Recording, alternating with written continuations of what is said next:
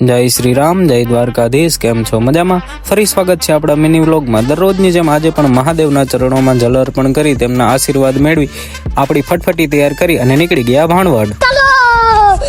વરસાદ પછીનો પહેલો તડકો અને ગામડાની વહેલી સવારની મજા જ કંઈક અલગ હોય છે. કહેવાય છે ને કે ખુલ્લા ખેતર અડખે પડખે માથે નીલું આભ, વચ્ચે નાનું ગામડું બેઠું ક્યાં છે આવો લાભ.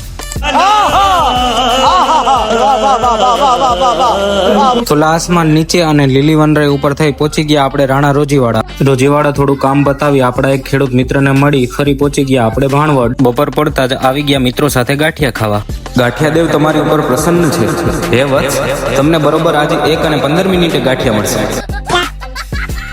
यही नहीं, अभी और सुनिए. આપણે ગાંઠિયા ખાઈને પાછા જઈએ છે. ગામડી બાપુ ગાંઠિયા કે ઓય માર ખરબચડા રસ્તામાંથી થઈ બંને મિત્રોને ઓફિસે પહોંચાડી બ્લોક કરી દે પૂરો.